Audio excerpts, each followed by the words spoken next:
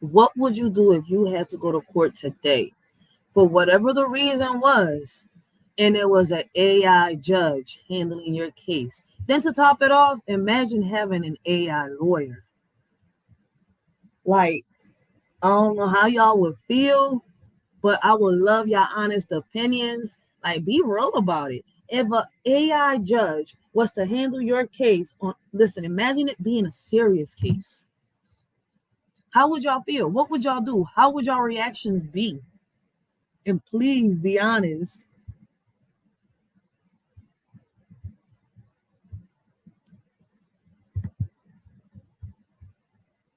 The so-called world's first robot lawyer powered by artificial intelligence will soon help a defendant fight a traffic ticket in court next month. Its creator aspires to one day bring it to the halls of the highest court in the land.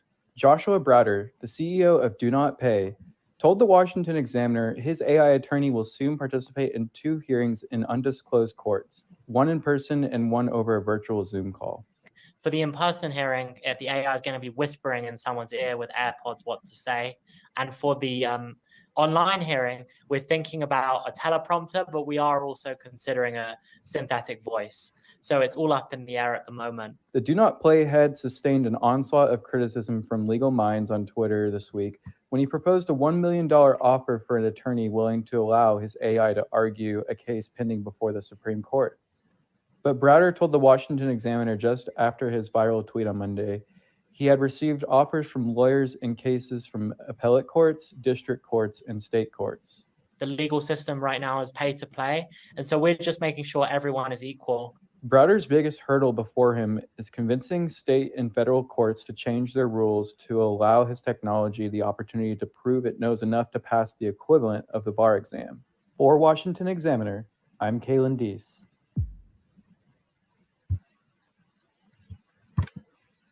Oh, why would you do that? All right, so this article says the so-called world's first robot lawyer powered by artificial intelligence will soon help defendants fight a traffic ticket in court next month through its creator aspires to one day bring it all to the halls of the highest court in the land. That's according to Joshua Broder, CEO of Do Not Pay, who told the Washington Examiner his AI attorney will soon participate in 2 hearings, one in person and one over a virtual Zoom call. The company's AI runs on a smartphone, listens to court arguments, and forms responses for the defendant. Microsoft stopped investment in ChatGPT developer. For the in-person hearing, the AI is going to be whispering in someone's ear with AirPods what to say. And for the online hearing, we're thinking about a telephone computer, but we're also considering a synthetic voice. So it's all up in the air at the moment. Browder said, yo, this shit is crazy. Blessings, realest blessings. Although Do Not Pay has not yet tested its technology in the courtroom, it has already used AI-generated form letters to help people gain refunds or disputed bills and parking tickets. The company claims to have succeeded in helping over 2 million customers with services disputes and court cases between other organizations and institutions. Hold up one second. All right. I understand the computer technology, right? Them dealing with the parking tickets, this, that, blah, blah, blah. It's been here, all that. But y'all not going to sit here and tell me that an AI could sit here and actually comprehend everything that is happening in a courtroom. Now, they talking about tickets. Now, imagine a case where somebody's been murdered, somebody's been molested, somebody's been bullied, somebody's been, whatever the case is.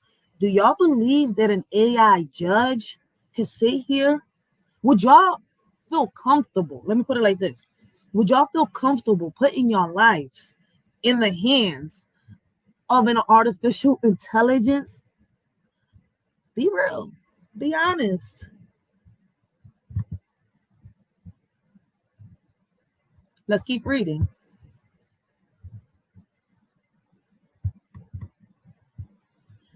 The idea behind Do Not Pay was inspired in part statistics from an American Bar Association, which estimates as much as 80% of the legal needs of low-income citizens go unmet.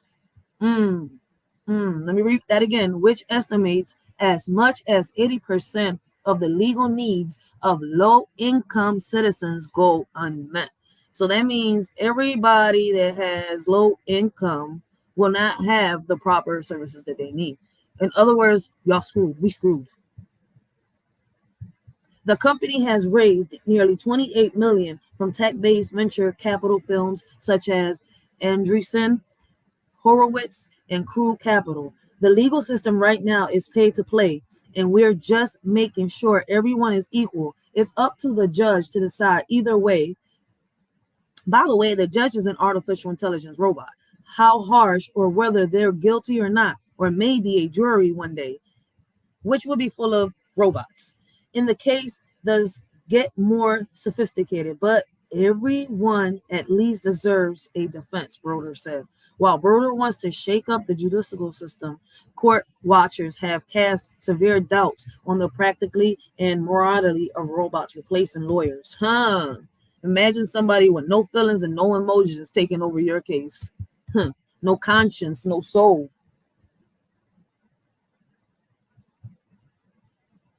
Oh, it took me that far down. Why you do that? Okay. While Broder wants to shake up, okay, no, here we go. My bad. I had lost my place. Nicholas Sadie, a litigator. You know what? There's either word right there for that.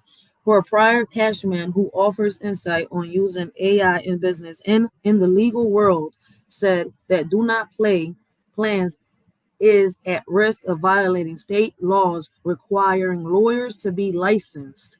Is it? Yo, why is it skipping like this? I don't like articles like that. Yo, I've gotten hacked before. Close that shit down. Close that shit down. My bad, I'm cursing. It is an authorized practice of law. Yeah, exactly. Like, do these robots go to school to sit here and practice? Like, to be in a courtroom with somebody and actually be their lawyer? Like, imagine being, having a judge and having a lawyer and being in a room of jurors that have no emotions, no conscience, no nothing. Sadie presented the hypothetical examples of why using AI in a court law could pose a deterrent to a defendant, such as an inability to read body language. It doesn't seem like AI is ready to get on its feet in court, Sadie told Politico. When asked whether he thinks real-world attorneys might be uncomfortable with the prospects of AI doing their work, Broder said he believes a lot of lawyers are safe. Shit. I'm friends with some human rights lawyers and people doing very serious work, arguing important cases, and I think they don't have to be worried, Broder said. But I think a lot of the billboard lawyers will get replaced. If you're in a car accident and you need to sue someone for $10,000, then you can definitely do that with an AI. Do Not Play has vowed to cover the cost of any fines if AIs lose the case. The company uses GPT-J, an open source AI model released last year, which, by the way, for those of y'all that didn't know, they was already released last year, as well as models from OpenAI, which is working on some of the state-of-the-art AI tools such as ChatGPT, and could soon attract investments valuing at $29 million, according to the Wall Street Journal.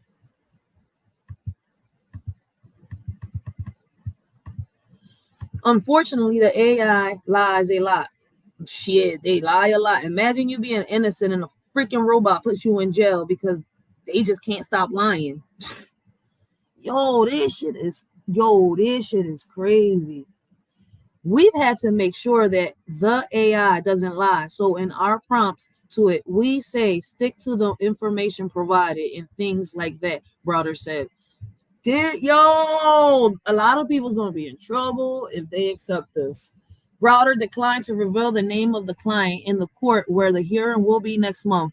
citing online threats has received since unveiling his plan. We're too scared to reveal it, he said, adding his technology is in the letter of the law, but not in the spirit of the law or the court rules. Widespread use faces significant barriers since the technology isn't legal in most courtrooms. There are states that require all parties to consent to being recorded, which limits the ability of robot lawyers to enter many courts of laws. For example, of the 300 cases Browder's company has considered for a trial, all of its AIs, only 2 were permitted. Yo, these damn robots can only speak but so many words. I can't. I will never accept a freaking AI to be my lawyer. I'm sorry to say it.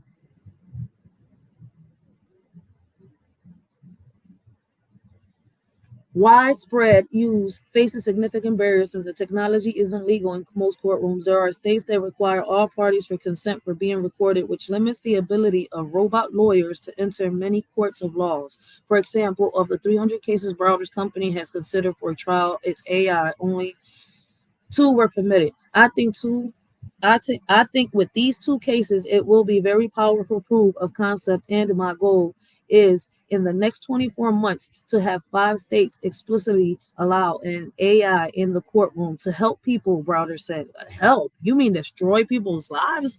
Like, yo,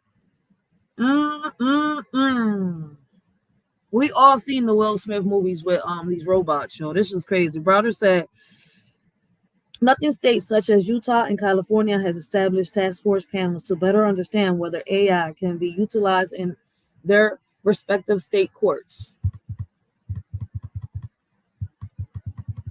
Browder sustained an onslaught of criticism from legal minds. Oh, this phone. On Twitter this week when the proposed a $1 million offer to any attorney willing to allow his AI to agree to a case pending before the Supreme Court. Several critics noted technology such as AirPods and phones are not allowed in the high court when justice argues cases, and that Browder's monetary offer would need to be much larger to attract the interest of a star law firm with a case before the court due to the sheer rarity of getting the justice to take up a case.